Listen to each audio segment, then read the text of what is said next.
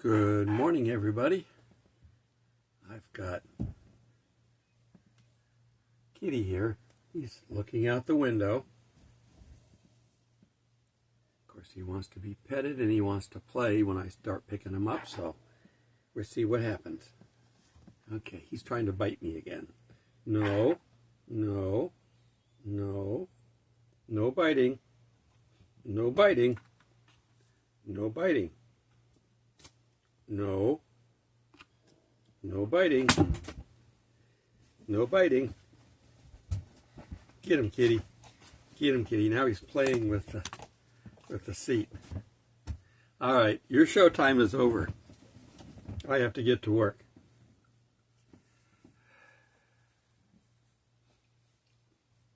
All right. If you think you're not capable of working for God because you've got a life that doesn't fit His requirements, you don't think you're good enough, you don't think you're knowledgeable enough, you don't think you're gifted enough,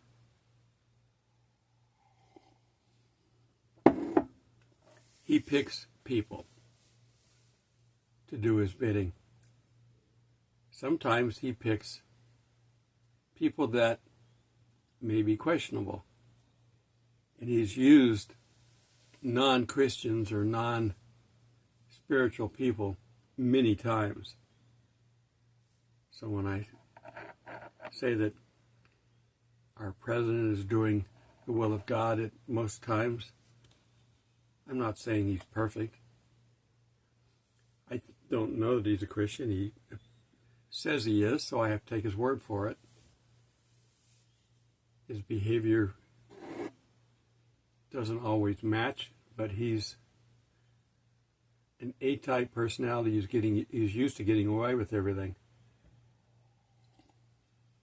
And he may be rich, but he's lost it all and built it all back again because he knows how to. Sometimes you make the wrong choices. Get him, kitty. If I ignore him, he will just wander around and not bite me. All right, so we're going to talk about a man who was so bad that in the position of authority that he was in, he was using that authority to persecute Christians, put them in jail, and even kill some. He was there when the first apostle was martyred and watched. But God knew his motivation was right. The direction was wrong. Saul was trying to protect God and the church, his Jewish church. And the Christians seemed to be a threat to it. He didn't believe in Jesus Christ, but he didn't know. He's not the one that approached him in John 3. It's a different Pharisee. But as a Pharisee, he was the guardian and the protector of the faith. Hopefully I'm going to get my lights fixed today. We're still seeing this thing struggle with the light. I can't. I got to close that down. I can't have that much light coming in behind me. Kitty, stop it. He got my attention, which is what he wanted. He knows I don't like him getting back in there. He's just batting at the straps. But it's annoying and distracting. Okay, I've got an ape on here. One of the production companies that I work with, they're doing a Planet of the Apes theme. So he's got scripts written and going to do some filming next month. They've already done some preliminary filming. We're filming this weekend, and I'm not feeling up to it with my knee. to go there and stand all day.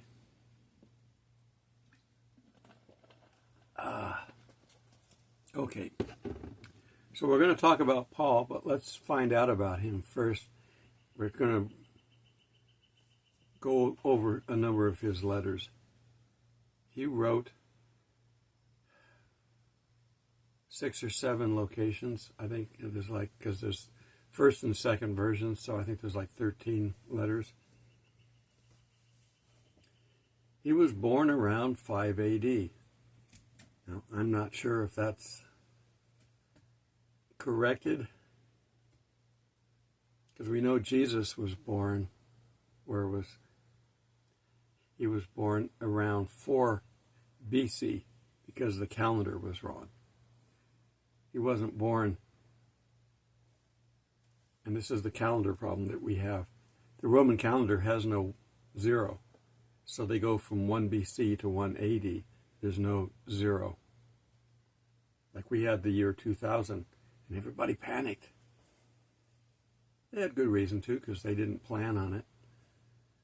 They didn't program into it, so we had a little bit of work, but not a lot. It wasn't as necessary to panic, but the Romans didn't have that, so there's automatically 1 year off. But they miscalculated because they used the Gregorian method of calculating time and not the Hebrew method. Okay, we've covered that in the past. But anyhow, he was, I don't know, so I don't know if it should be 5 or 1. Somewhere in the first few years of the Anno Domini, AD, year of the Lord. So, he had just gotten a signed letter, we're going to read in Acts, permission from the government, from the Romans and the other Jewish leaders, to go to Damascus. There's fighting going on there now. The heater just kicked on. Must be cool enough for that to happen. There's a civil war going on in Syria right now. The reason that Iran felt it wise to make Israel the bad guy, because the Arabs have been fighting for 1,000 years. The Sunnis and the Shiites hate each other, factions of the Muslims, and they've been fighting. When the Iran-Iraq thing happened, and we stepped in, that was Sunnis versus Shiites. The Shiites are the crazy ones. I call crazy because they think it's okay to kill anybody they want that doesn't agree with them. The Sunnis try to make peace. They may not like what you're doing, but they don't try to kill you for it, in most cases. But now that Israel has basically dealt with these terrorist groups that were tormenting them, they were forced to look at themselves again and realize, hey, I don't like my neighbor. I think they said that they're off on the coast where the Christians lived, and they've been killing them. I think there's around 300 or so dead. I've heard higher numbers, but you never know. It's war. But they're killing Christians. No news, like Amos Safati says, no Jews, no news. So anyhow, pray for the area. It needs to be dealt with by someone in higher authority. So we're going to turn to Acts 9:1. Saul is off on his way to Damascus, and Saul, yet breathing out threatenings and slaughter against the disciples of the Lord, went unto the high priest and desired of him letters to Damascus, to the synagogues, that if he found any of this way. They weren't called Christians early on.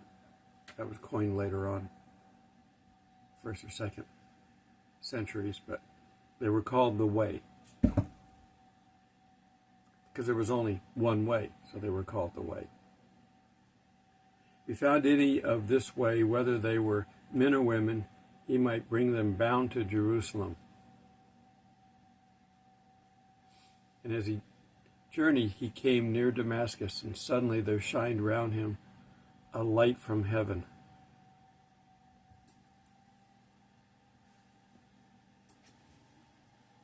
Not many people that we have record of, especially in the Bible, are handpicked by God. There are plenty that we read in the Bible, but out of the millions of people, the Jews and the Israelites that traveled, a handful. In the non-biblical world, it's hard to imagine anybody who was handpicked by God. But Saul was.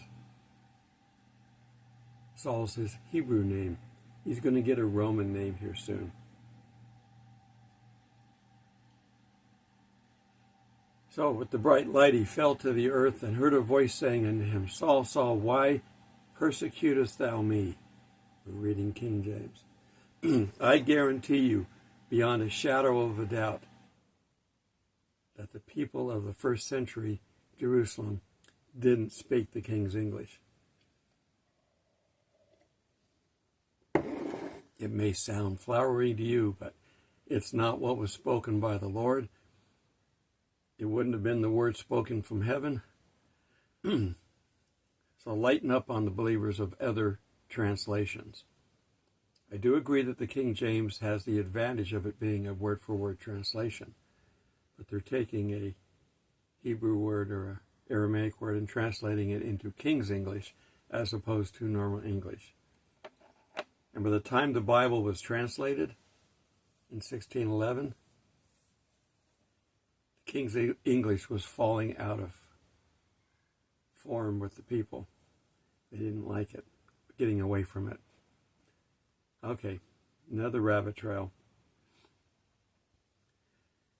Why do you persecute me? And he said, Who art thou, Lord? And the Lord said, I am Jesus whom you persecutest. It just doesn't sound right, King James. Okay, I'm still reading. That's exactly the word it's used. I'm still reading. It is hard for thee to kick against the pricks.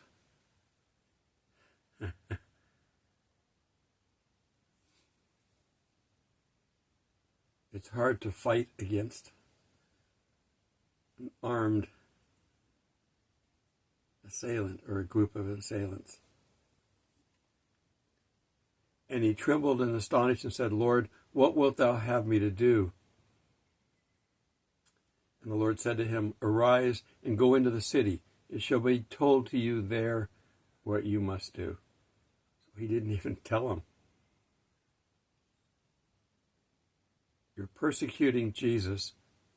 And Jesus says, stop it, speaking from heaven. Go into the city. I'll tell you when you get there. And the men which journeyed with him stood speechless, hearing a voice but seeing no man. And Saul arose from the earth, and when his eyes were open, he saw no man, but they led him by the hand and brought him into Damascus. He was blinded by the light. And he was 3 days without sight, and neither did he eat or drink. He was a religious zealot. He believed in fasting. He was in dire straits, so he fasted. It wouldn't hurt most of us to fast. And there was a certain disciple in Damascus named Ananias, and to him the Lord sent in a vision. He said, Behold, I am here, Lord. And the Lord said unto him, Arise, go into the street which is called Straight. Main Street, Straight Street, probably the same equivalent. And inquire of the house of Judas for one called Saul of Tarsus. For behold, he prayeth. And has seen in a vision a man named Ananias coming to him, and putting his hand on him that he might receive sight. Then Ananias said, Lord, I have heard by many of this man how much evil he has done to thy saints of Jerusalem. Nothing you have done is worse than what he did. And here he hath authority from the chief priests to bind all that call on thy name. But the Lord said unto him, Go thy way, for he is a chosen vessel under me to bear my name before the Gentiles and the kings and the children of Israel. So God said, I've called him. I'll take care of that part. For I will show him great things he must suffer for my name's sake. And Ananias went his way and entered into the house, and putting his hands on him said, Brother Saul, the Lord, even Jesus, that appeared to thee in thy way, as thou camest, has sent me, that thou mightst receive sight, and be filled with the Holy Ghost. That alone would fix things, and it also showed that the high priests in Jerusalem didn't have the Spirit of God in them. I mean, this might be the second. And immediately there fell from his eyes as though he had been scales, and he arose and was baptized. Saul proclaims Jesus in synagogues. And when he had received meat and he was strengthened, then Saul spent certain days with the disciples which were in Damascus. And straightway he preached Christ in the synagogues, that he is the Son of God. But all that heard him were amazed and said, Is not this the one that destroyed them that called on the name in Jerusalem, and came hither for that intent, that he might bring them bound to the high priest? But Saul increased the more in strength, and confounded the Jews which dwelled in Damascus, proving that this is the very Christ that he's talking about. Okay. Got a little blackbird on the ground. The little black cat is watching the little blackbird. No, you're not cousins. He got out of the trailer a couple days ago. I think I mentioned that.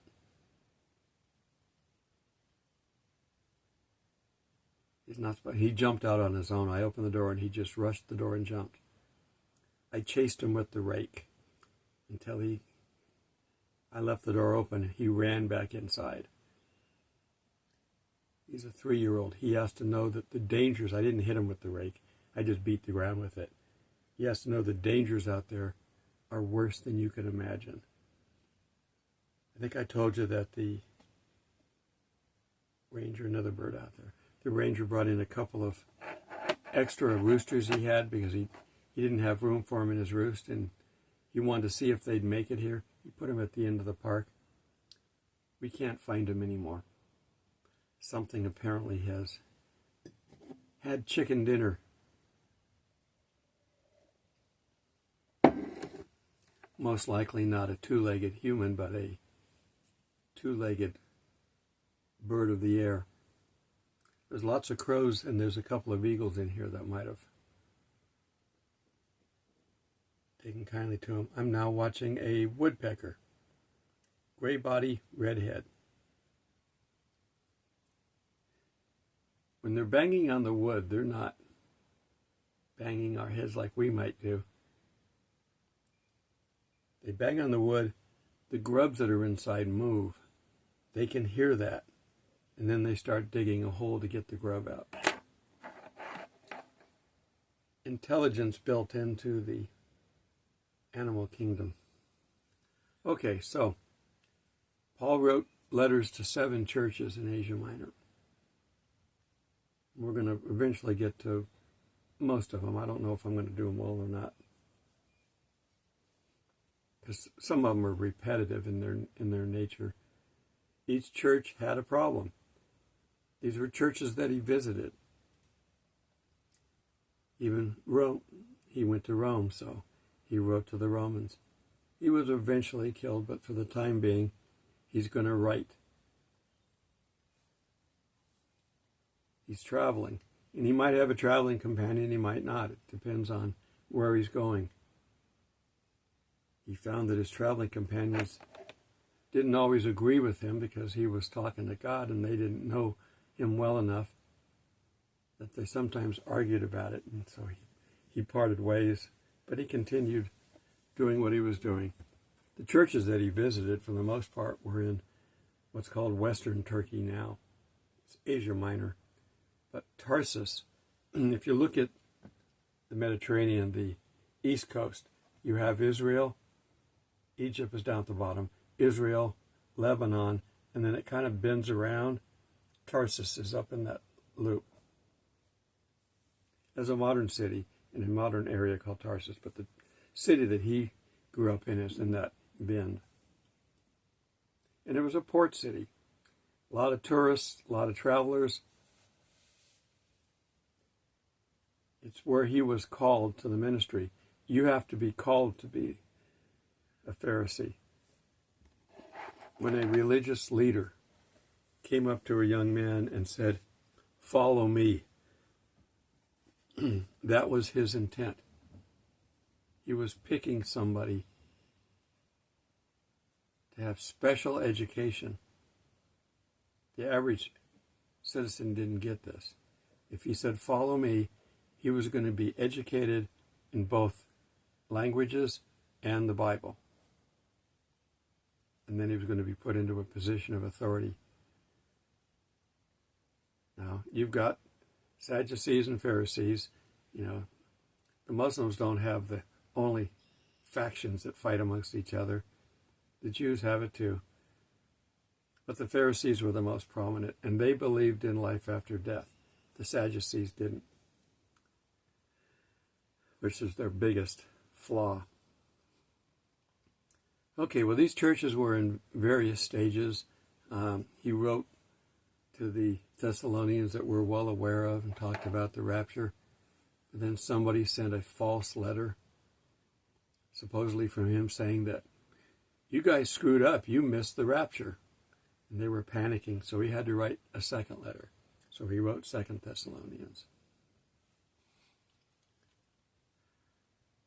Now he wrote, the Romans wasn't his first letter because he had to come back from there. It was written in Corinth around 57 A.D. It was written to the Christians, the Christian church in Rome. Now the Galatians was probably his first letter. The silly Galatians, because they had some crazy ways about them. But that's where he tells everybody that believers are justified by faith in Jesus Christ, not by the law. But you've got to balance this with James. Remember, I told you they have to work like this. They're not working like this. They're working like this. Philippians was written by Paul when he was in prison, likely in Rome or Ephesus, for preaching the gospel of Christ. Titus, Paul wrote to Titus to encourage him to set things in order in the churches of Crete, all in that northern area. Philemon, Paul wrote to Philemon to encourage him to accept Onesimus back as a brother in the gospel. Forgive, bring him back in. 1st and 2nd Corinthians traditionally were considered Pauline epistles. Pauline is St. Paul to the Catholics. Paul planted a church among the Corinthians in Acts 18, and then he wrote a series of letters to help them overcome disunity, immorality, and false teaching that had threatened to destroy the church. So they all had to deal with it because they were living in a pagan world. The Jews pretty much had their little area, their little bubble. So they only had to deal with the Jews. Paul had to deal with the Romans and the pagans, the idol worship that was going on throughout the world. Everywhere, idol worship. The Romans had statues for every god, including one for the unknown God, because they didn't want to get in trouble with one if they left him out. Paul used that. He said, I represent the unknown God. Ephesians was considered a later letter of Paul. So was Colossians, towards the end of his ministry. First and Thessalonians, First and Second Thessalonians were also considered early writings. You can look at how he writes and what's in there. First and Second Timothy was also considered an early writing. Why is my mouse acting up? Why is my mouse acting up?